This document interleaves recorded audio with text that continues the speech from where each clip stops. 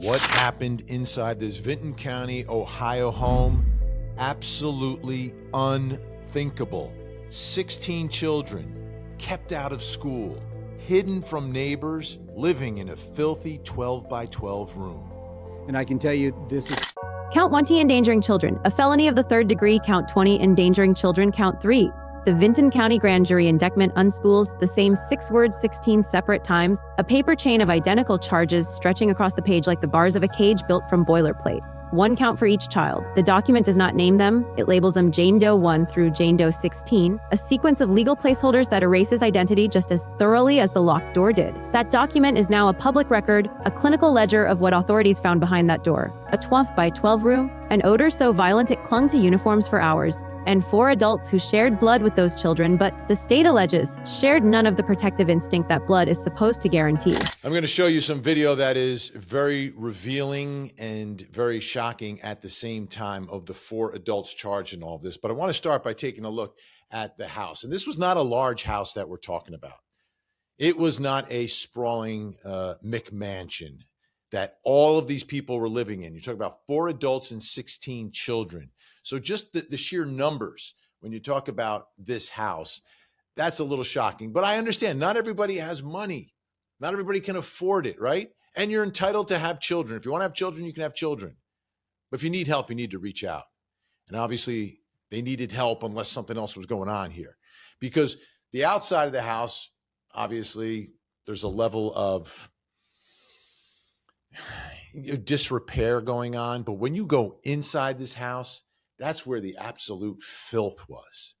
This was a home described, the odor itself was described as so strong, so difficult. And think about children living in that environment.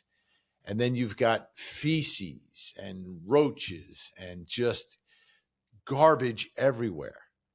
This is no way for anyone to live. Now, even if you don't have the money and you're in this house, you can still, with 4 adults there, take care of the house. But that wasn't being done here. And what about school? What about school? These children were not going to school.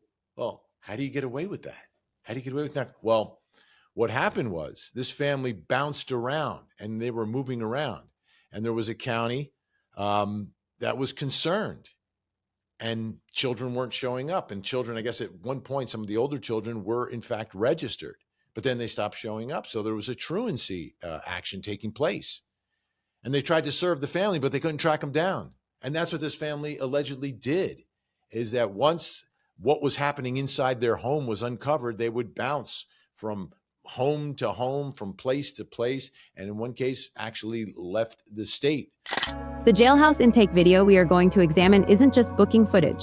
It's a single frame, stretched across 4 human beings, that reveals the anatomy of control the way an X-ray reveals fractures no surface examination can see. Before we go deeper into what the documents actually show, make sure you're subscribed to Endless Cryme.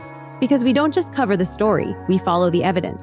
The video begins not in the House of Horrors, but in the Sallyport, the sterile concrete belly of the sheriff's transport van, where the 4 are extracted one by one. The day they're arrested, and I think this is important because this is how you see how they were right at the time that the whole thing is uncovered. Because when we start to see them inside the courtroom, things are going to change. They'll probably get cleaned up a little bit. They're going to look a little different. They're going to act a little different. But this is the day of the arrest, and we begin with them being transported. This is from the Sallyport in the sheriff's vehicle. And the first one coming out is the grandfather. This is Gary Cers Senior.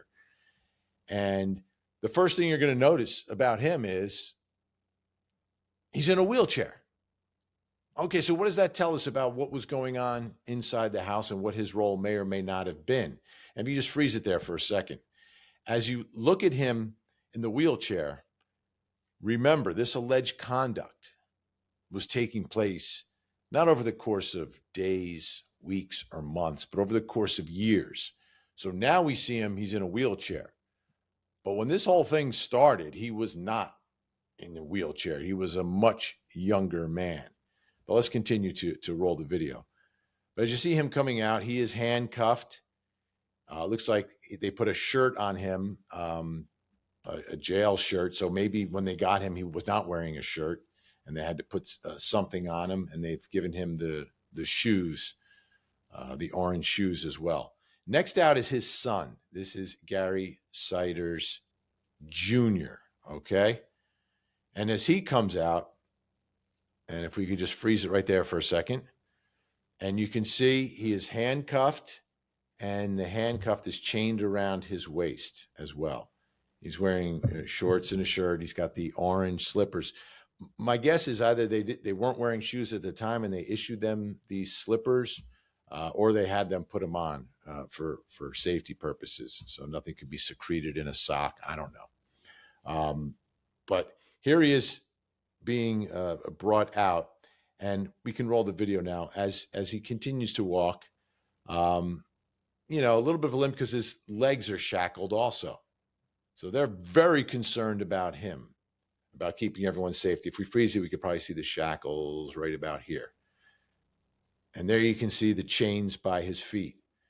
So just in the transport of these 4 adults, right? They came across these children, and I can't imagine what they thought when they saw all this. But they've got his legs shackled, his hands handcuffed, and the chain going around his waist. So obviously they're concerned about him. He's a male, he's a young male, so obviously poses, from their perspective, the greatest safety risk in being transported. Let's continue to watch and see who comes out of the wagon next. And we flash forward, and now we see the first of the 2 women. And we can hold it there for 1 second. And this is Grandma. She is handcuffed. She's got some, looks like some papers in her hands, wearing her regular clothing. She's walking pretty comfortably as I watch her, like her body language as she's walking. We can roll the video. There's nothing abnormal, almost like it's expected, right? And now, hold it right there for 1 second as you take a look at Elizabeth Ciders. This is the mother of all these children who were kept out of school. All these children kept in a 12 by 12 room of absolute filth. Children hidden from the public, hidden from neighbors. There are no handcuffs. There's no shackles on her feet. She's walking freely, dressed in her clothing. And why is that? Grandma had cuffs on, but Elizabeth Ciders different. Did not.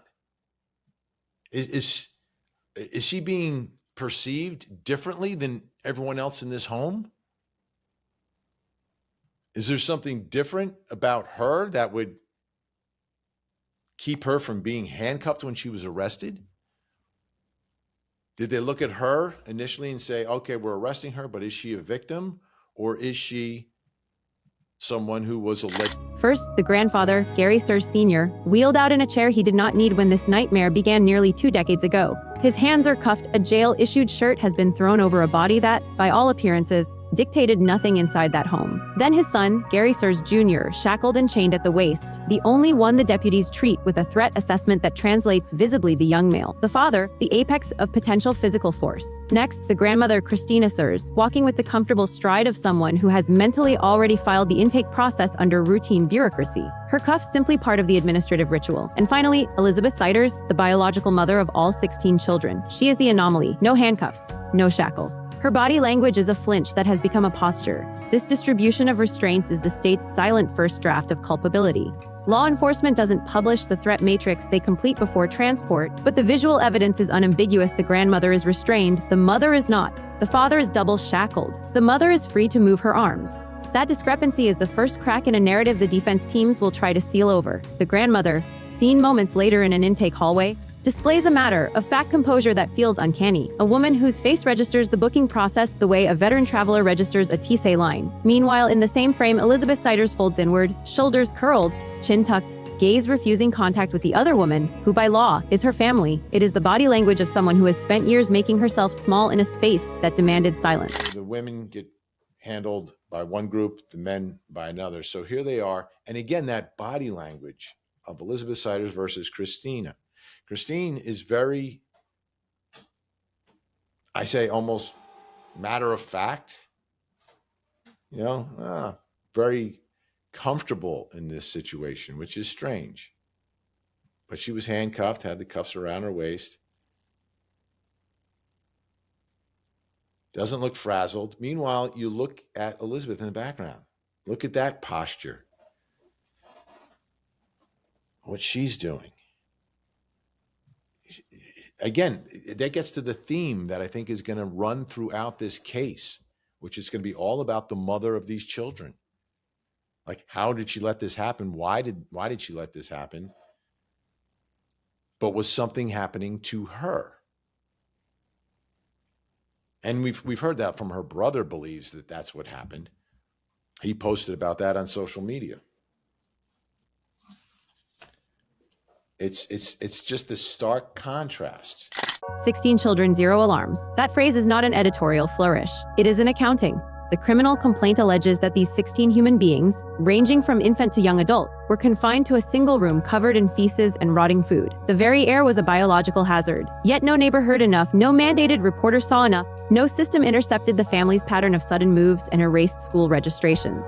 The truancy proceedings couldn't find them because the family fled across county lines, even out of state, always one step ahead of a knock on the door. This is the parallel narrative the jail video illuminates inside that house. A power structure as rigid as any authoritarian regime outside, a void where institutional guardianship should have been. Now the intake interviews begin, captured without audio but legible through gesture. Elizabeth Ciders, age 33, mother of all the children, a child bride married at 15 in West Virginia to a man 18, pregnant possibly as early as 14. She left high school after 11th grade. Over 18 years, she gave birth to 16 children, including 4 sets of twins, 1 set conjoined and deceased, 3 surviving. The biomedical toll alone is staggering, but the video shows something else. She is not simply answering questions, she is performing survival. Her posture is defensive not in the guilty sense, but in the way of a person who has learned to parse every interaction for threat. Her brother has posted publicly that she was a victim too, manipulated and trapped. The prosecution will have to decide whether to treat her as co-conspirator or as the first among the children she could not save. The jail footage doesn't answer that question. It makes it unavoidable.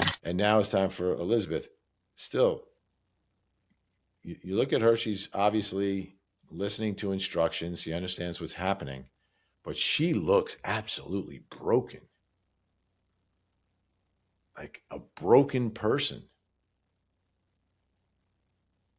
And I mean, the explanation could be, oh, now they've uncovered what I've been doing to my children. Or what I suspect and expect to see and hear during the course of all of this is that Grandma, Grandpa, and her husband, their son, the father of the children, I think she's going to allege that she is some sort of a victim of their manipulation, their actions, and perhaps their alleged threats or violence. I mean, that very well could happen. It's the only defense that she would have. But her body language, to me, the way she appears, so different. Gary Cers Jr.'s intake is a study in contrast. Comfortable, communicative, pointing out tattoos for identification, he treats the process like a man who understands the machinery he's inside. This is the man who drew the original search warrant to the house, not for child endangerment, but for another offense that placed him on law enforcement radar. His presence is the reason deputies walked in and found the 16. When you watch him on that screen, you are watching the fulcrum. If the case becomes a blame arrow, 3 of the 4 adults can aim it at him, the grandfather from his wheelchair, the grandmother with her bureaucratic calm, the broken mother with her defensive flinch. Junior is the only one with no prop, no posture of fragility. By blood. Let's take a look now at Gary Cers Jr., his intake. He's 36 years old. He's the father of the 16 children. He's the husband. They got married in 2008. He was 18. She was 15 at the time. So he was an adult. She was not an adult, but it was a legal marriage. I believe the parents of Elizabeth gave consent for it to happen. What's not clear, and you take a look at this part of the intake now, looks like he's having a back and forth and is pointing out some identifying marks, perhaps some tattoos that he has. And that'll be part of the intake. They like to account for all the identifying marks that someone being arrested would have. What's not clear, though, is what he did for work.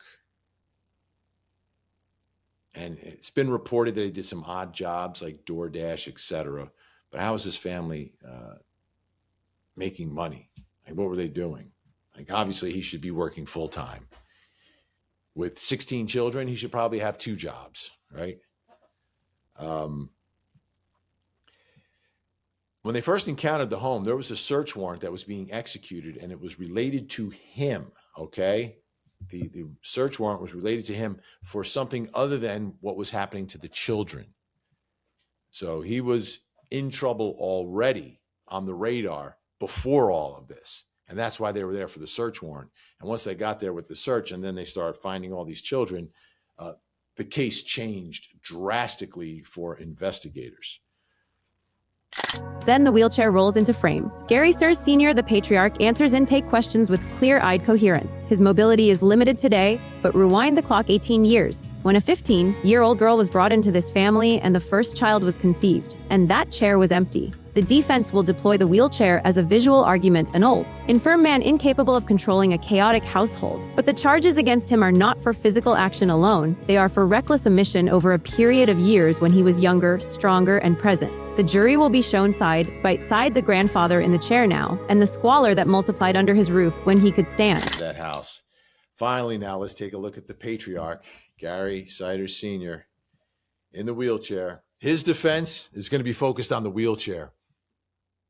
Like, this poor old man, he had no control over anything. That's what they're going to say. But I remind you, don't think about it just today. Think about it when his son was 18 and he brought the 15-year-old bride into the home and they started having these children.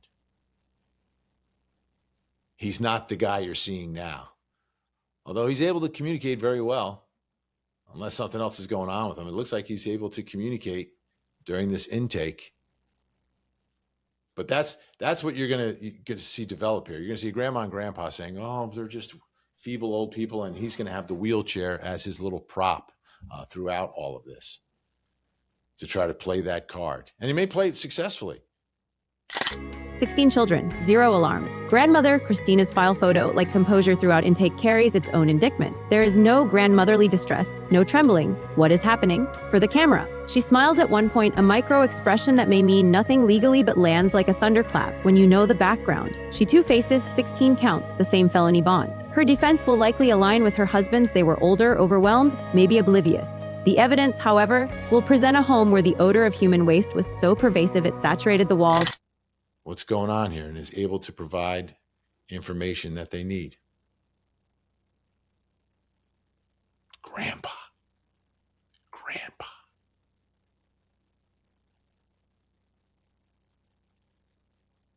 And any sympathy that anyone might feel for just a moment for this man in the wheelchair will dissipate when you hear. An impossible detail for any adult living in that confined space to have missed. The gap between what these 4 will eventually say in court and what their bodies silently said in that first hour of custody is the gap this video archives forever. So here is the thriller's real question. The one no press release asks if that 12 by 12 room was the only world 16 children knew for 18 years. How did the outside world never hear a single scream? Not one call to child protective services that stuck. Not one sustained school intervention. Not one relative who showed up unannounced and blew the door open. We are looking not just at a crime scene, but at a systemic silence that acted as a co-conspirator. And right now, in some other county, in some other unremarkable house, the same silence is incubating the next set of Jane Does.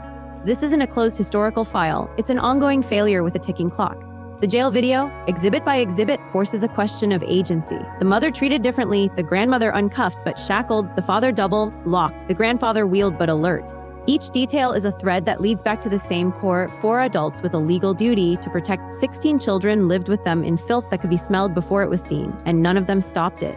No one raised an alarm. No one walked out to the street and said, I need help. 16 children, 0 alarms. When this case goes to trial, the courtroom will become a theater of deflection. Grandpa in his wheelchair, Grandma with her composed smile, Junior with his working man's casualness, and Elizabeth with her broken wing posture. The defense strategies are already predictable, but you, the viewer, can move past prediction and into evidence right now. Go to the Vinton County Court of Common Pleas public access portal. Look up the criminal docket for State of Ohio v. Gary Cers Senior et al. Case numbers 2023 CRL 131 through 2023 CRL 134. Download the probable cause affidavits. Read the narrative of the responding deputies. what they saw, what they smelled, what the children said. Then ask yourself the direct question that the affidavits will not answer for you. At what precise point does a family structure curdle from mere dysfunction into a conspiracy of abuse? Tell us in the comments. And as always, if you believe evidence speaks louder than headlines, make sure you like this video, share it with someone who needs to see how justice systems fail in slow motion, subscribe to Endless Crime, and turn on notifications. Because the next filing could drop any day, and we will be here to read every page.